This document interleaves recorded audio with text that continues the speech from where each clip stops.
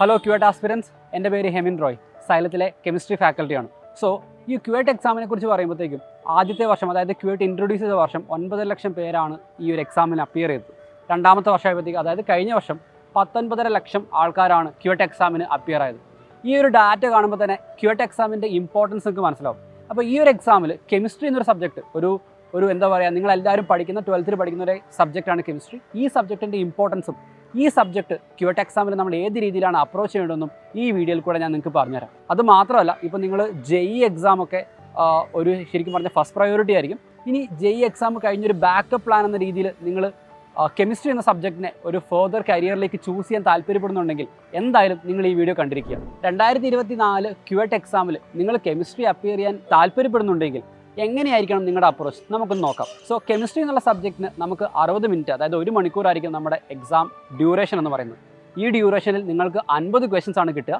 ഈ 50 ക്വസ്റ്റ്യനിൽ 40 എണ്ണം മാത്രം നിങ്ങൾ ചൂസ് ചെയ്ത് ആൻസർ ചെയ്താൽ മതി.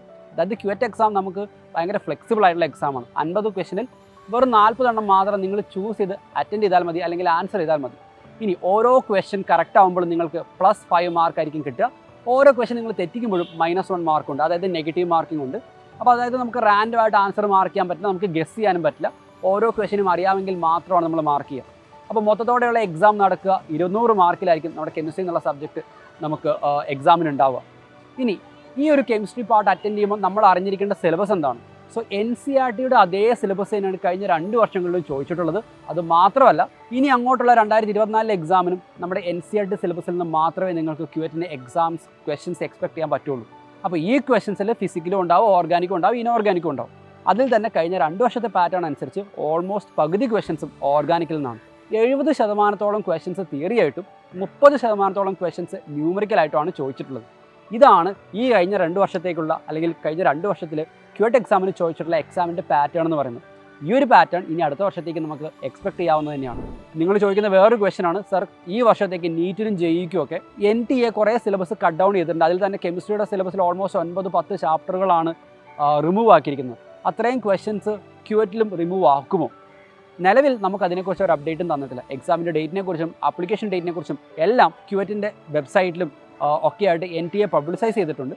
പക്ഷേ നിലവിലത്തെ സിലബസ് അപ്ഡേറ്റ് നമുക്ക് വന്നിട്ടില്ല. അപ്പോൾ നിങ്ങളിപ്പോൾ കെമിസ്ട്രി പ്രിപ്പയർ ചെയ്ത് തുടങ്ങുന്ന ഒരാളാണെങ്കിൽ, ക്യുവേറ്റ് എക്സാമിന് വേണ്ടി പ്രിപ്പയർ ചെയ്ത് തുടങ്ങുന്ന ഒരാളാണെങ്കിൽ NTA JEEക്കും നീറ്റിനും കട്ട് ചെയ്ത ചാപ്റ്റേഴ്സ് നിങ്ങൾ തൽക്കാലം ഒഴിവാക്കുക. ബാക്കിയുള്ള ചാപ്റ്റേഴ്സ് വെച്ചിട്ടാണ് നിങ്ങൾ സ്റ്റാർട്ട് ചെയ്യുക നിങ്ങളുടെ പ്രിപ്പറേഷൻ.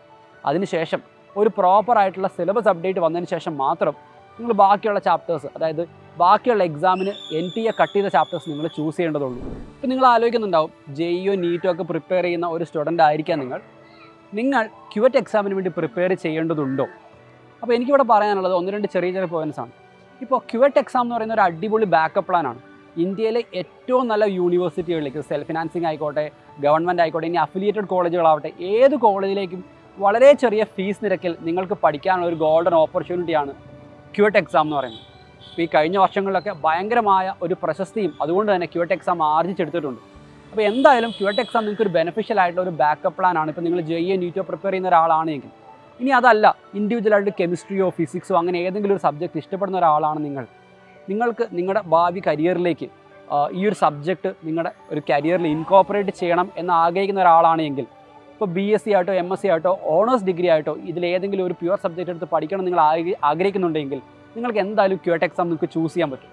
സോ എന്തായാലും ഏറ്റവും ടോപ്പ് ഇൻസ്റ്റിറ്റ്യൂട്ട്സ്, അതായത് DU, BHU, ജാമിയ മിലിയ ഇങ്ങനെയുള്ള കോളേജുകളിലൊക്കെ കെമിസ്ട്രി പോലുള്ള സബ്ജക്റ്റുകളൊക്കെ ഡീറ്റെയിൽ ആയിട്ട് പഠിക്കാനും നല്ല ക്യാമ്പസ് പ്ലേസ്മെൻറ്റ് കിട്ടാനും ഈ ക്യുവേറ്റ് എക്സാം എന്ന് പറഞ്ഞ ഒരു ഗോൾഡൻ ഓപ്പർച്യൂണിറ്റിയാണ്. ക്യുവേറ്റ് എക്സാമിനെ കുറിച്ച് നിങ്ങൾക്ക് കുറേ ഡൗട്ടുകൾ ഉണ്ടാവും. ആ ഡൗട്ടുകളൊക്കെ നമ്മുടെ ഈ ഒരു വീഡിയോയുടെ കമൻസിൽ നിങ്ങൾ എന്തായാലും പോസ്റ്റ് ചെയ്യുക.